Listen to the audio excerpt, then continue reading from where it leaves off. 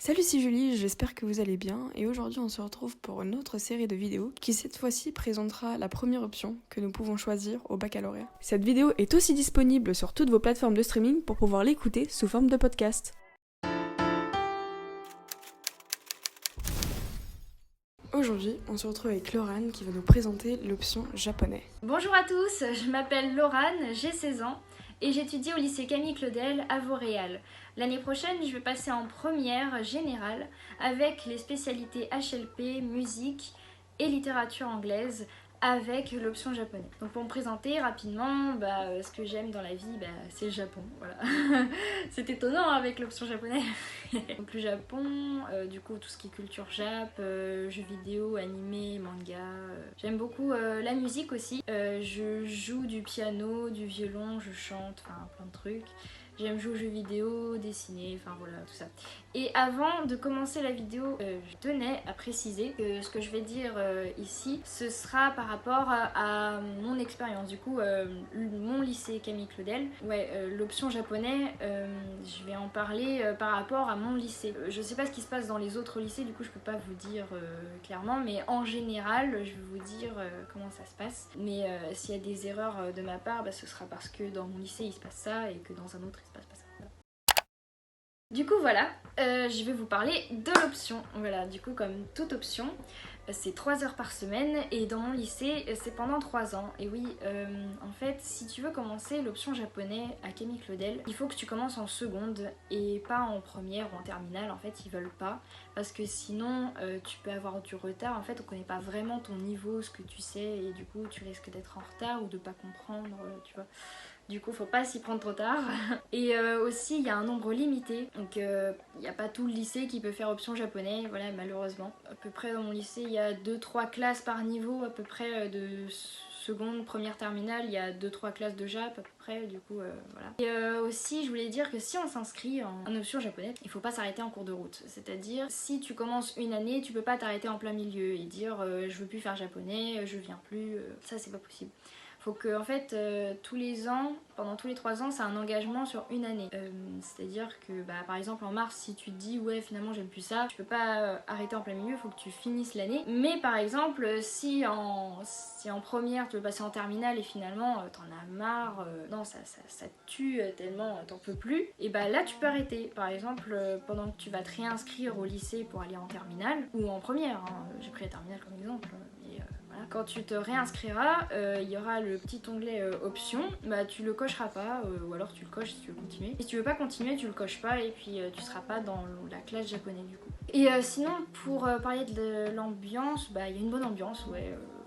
Mon prof était très sympa, je l'ai adoré, et puis même en fait comme on est à peu près les mêmes, on a les mêmes passions dans la classe, on est dans le même univers et du coup il y a une bonne ambiance parce qu'on se comprend, voilà, et sympa. Et aussi dans mon lycée, je voulais préciser aussi qu'il y a un programme spécial qui s'appelle Colibri, et en fait ce programme c'est un programme d'échange entre un lycée japonais et notre lycée, Camille Claudel, et en fait ça consiste à envoyer 3-4 élèves en première, enfin sélectionnés en première, ils vont s'en aller en terminale au Japon. Voilà, carrément, allez, zoup, au Japon. Et ils vont aller étudier 3 semaines ou 2 semaines, je sais plus, 3 semaines je crois, dans un lycée japonais. Carrément, du coup, il faudra parler japonais avec plein de gens et puis on fera des connaissances, tout ça. Et en échange, c'est les Japonais qui viendront en mars chez les Français qui ont été sélectionnés, et du coup, on devra leur faire visiter la rue, voilà, tout ça. Alors le déroulement des cours, quand tu fais option japonais, comme tous les cours de langue, t'as un accueil en japonais, du coup le prof te dit venez rentrer, bonjour, asseyez-vous, voilà. Sinon, pour parler des contrôles, en fait, comme les autres cours de langue, du coup comme anglais, espagnol ou allemand, enfin ça dépend, y a des contrôles réguliers, y a des contrôles de fin de séquence aussi. Alors nous c'était oral, c'était des petites scénettes, c'était trop marrant. Et du coup en fait on devait parler japonais dans des espèces de petites mises en scène, enfin c'était bien, sur le thème de la séquence qu'on faisait en ce moment, bref. Et du coup il y a des contrôles réguliers, que ce soit oral ou écrit, et même des petits interros parfois, voilà. Et aussi je voulais vous montrer mon cahier de japonais et vous dire à peu près ce qu'on apprend pendant la première année de seconde. Du coup en fait la première année on apprend tout d'abord l'écriture. Donc on apprend les 2 alphabets, parce qu'il y a 2 alphabets en japonais. Du coup là il y a les hiragana et là les katakana, voilà. Et du coup au début on apprend l'écriture, après on apprend du vocabulaire, la grammaire, des salutations, du coup pour dire bonjour, au revoir, merci, voilà. Et tout plein de choses comme ça. Alors le niveau attendu quand tu veux faire option japonais, en fait il n'y en a pas vraiment. En fait tu peux aller en option japonais si tu connais rien du tout du japonais, même pas bonjour, tu peux y aller. Mais par contre si tu connais des petites phrases ou des petits mots ou des mots de vocabulaire, tout ça, ça peut t'aider à apprendre bien sûr, ce sera plus facile pour toi. En fait juste ta motivation ça suffit. Mais par contre je tiens à vous dire attention, le gros warning là. Si vous y allez juste avec la motivation moyenne, genre en mode ouais le japonais on m'a dit que c'était facile, j'y vais à la YOLO, vas-y on va voir ce que ça donne. Ça c'est un petit peu risqué franchement, je vous parle franchement, si vous partez comme ça, faudra vous accrocher parce que en fait le japonais c'est dur au début. En fait ce qui est le plus dur c'est d'apprendre toutes les nouvelles bases parce que le japonais ça ne ressemble pas au français. Le début est très dur et une fois qu'on a compris comment ça marche, après le train il est parti et puis on arrive à suivre si on s'accroche. Mais si on s'accroche pas, on peut vite dérailler et galérer toute l'année. En fait au début, faut être régulier dès le début.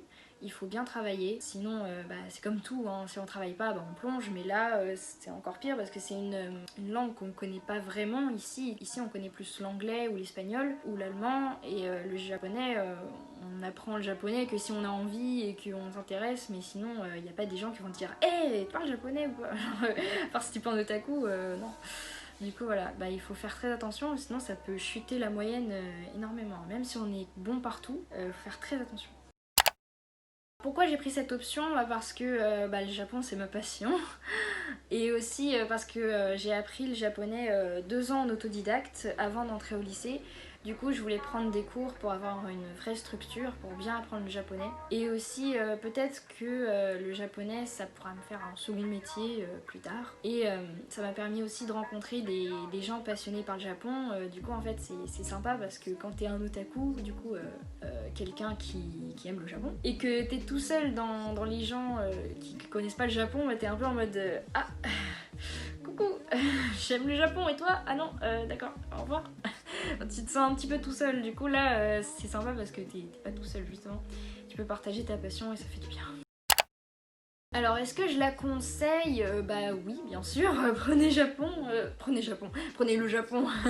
Non, prenez japonais si vous êtes passionné, franchement les gens passionnés par le Japon, vous pouvez très bien commencer justement. Si vous êtes passionné ça va encore plus faciliter la tâche. Mais par contre, comme j'ai dit, le début est difficile, tout ça, et quand on a compris ça il va tout seul. Et, vous pouvez très bien aussi vous avancer avant de prendre l'option, ça pourra que faciliter la tâche. Je voulais vous donner une chaîne YouTube si jamais vous voulez vous avancer ou si vous n'avez pas été pris dans l'option japonais dans votre lycée ou pas. Ça s'appelle Cours de japonais de Julien Fontanier.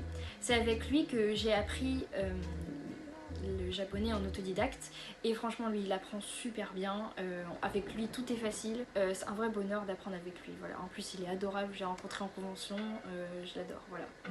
Bisous à Julien. Alors comment on la valide? Eh bien en fait il n'y a pas d'examen de japonais, voilà. Un examen en moins. En fait c'est compté dans le contrôle continu du tronc commun.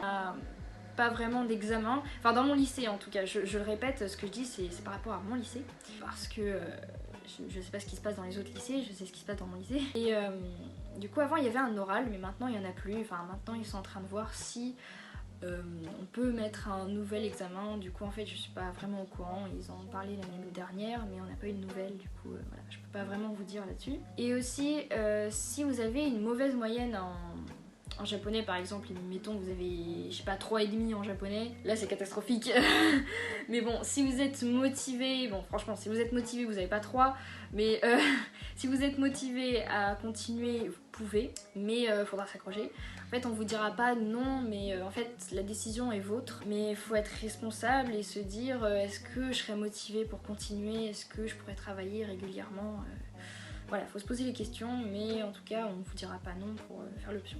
Tout dépend de vous. Alors les avantages et les inconvénients, alors le premier avantage qui me vient en tête c'est que tu peux pratiquer ta passion. Du coup, si t'es passionné par le japonais, bah, c'est le bon endroit pour parler japonais justement et apprendre tout ce qui est la culture du Japon. En fait, ça te permet de découvrir aussi un nouveau pays, une nouvelle culture, une nouvelle langue qu'on connaît pas vraiment dans notre monde occidental. Du coup, on s'aventure dans l'oriental, du coup, voilà. Et si t'es un otaku, je le répète, bah, ça peut permettre de pas se sentir tout seul, d'être entouré par des gens qui te comprennent et qui ont les mêmes passions que toi, du coup rien que ça c'est sympa. Et aussi si tu veux faire un cursus en japonais, du coup par exemple si tu veux combiner un truc avec du japonais, par exemple je sais pas du marketing en japonais, créer ta boîte au Japon, enfin des trucs comme ça, bah, ça peut aider de parler la langue, du coup ça peut t'aider à faire un métier sur le Jap aussi. Alors les inconvénients, qu'est-ce que je pourrais dire, bah comme c'est une option, ça demande logiquement plus de travail, ça te fait plus d'heures au lycée, du coup les gens qui aiment pas trop les emplois dits temps chargés, bah ils ont 3 heures en plus, mais bon, si t'es passionné, tu fais abstraction. Et aussi l'inconvénient c'est que tu perds tes repères face au français, je l'ai dit tout à l'heure, ouais. C'est que t'apprends de nouvelles bases et ça peut un peu perturber au début, mais si tu prends les rênes dès le début, si tu t'accroches, bah ça va tout seul. Et aussi l'inconvénient c'est que le japonais c'est parlé que au Japon et un petit peu en Corée, parce qu'en Corée ils apprennent le coréen et en seconde langue le japonais, du coup voilà, mais au final ça fait que deux pays, alors que par exemple l'anglais c'est parlé partout dans le monde, du coup ça fait une langue qui est parlée que dans 1 ou 2 pays, du coup ça dépend pour les priorités des gens, voilà. Mais sinon j'arrive pas à trouver des inconvénients parce que comme c'est ma passion, j'essaie de piétiner un petit peu comme ça, je sais pas. Mais voilà, c'est ce que je dirais, avantage, inconvénient. Alors les débouchés, si tu fais option japonais, bah, qui me vient à l'esprit c'est si tu veux travailler au Japon, parler la langue ça peut aider parce que là-bas au Japon ils parlent pas français ni anglais, du coup ou alors ils parlent très mal anglais, bon, bref. Ou alors c'est dur de les comprendre, mais si tu parles japonais ça pourra t'aider à trouver plus facilement un emploi aussi. Du coup, si tu veux créer ta boîte au Japon, si tu veux avoir des relations avec le Japon dès la France, bah tu peux. De toute façon, apprendre une langue, c'est bien parce que ça peut offrir plein de possibilités. C'est pas un truc fermé, c'est une langue, ça permet de s'ouvrir au monde et ouais, c'est bien. Mais sinon, il y a pas mal de débouchés dans beaucoup de domaines, hein. Si on combine, comme j'ai dit tout à l'heure, le marketing avec du japonais, si tu veux être prof, guide touristique au Japon, tu vas être traducteur, conseiller, travailler à l'ambassade du Japon, enfin plein de choses comme ça, genre relation France avec Japon, comme ils aiment bien les Français, ouais, ça peut bien aider. Bref, il y a plein de possibilités et ouais, en ce moment c'est un secteur qui recrute aussi parce qu'il y a de plus en plus de monde qui s'intéresse au Japon et du coup ça peut être un secteur où beaucoup d'emplois naissent. Voilà, du coup j'ai fait un peu le tour de l'option japonais. Voilà, j'espère que je vous ai dit assez d'informations sur l'option japonais et merci d'avoir vu la vidéo. Merci encore à Julie de m'avoir permis de faire ce témoignage et voilà, donc en espérant que vous allez prendre l'option japonais parce que le Japon c'est la vie. Voilà, bon, allez, au revoir. Merci d'avoir regardé cette vidéo. Si celle-ci t'a plu, n'hésite pas à t'abonner. Bye! You see, I can be all